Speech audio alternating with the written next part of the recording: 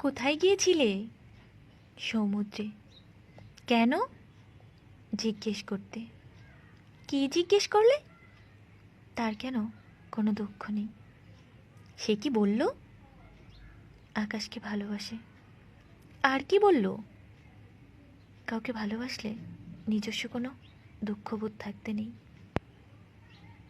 তুমি আবার কোথায় চললে? পাহাড়ে। কেন? জিজ্ঞেস করতে। কি জিজ্ঞেস করবে? তার বুকে এত কেন কান্না? পাহাড় কি বলল? ভালোবাসে। কাকে? সমুদ্রকে। আর কি বলল? কাউকে ভালোবাসলে নিজস্ব কোনো স্বার্থ থাকতে নেই।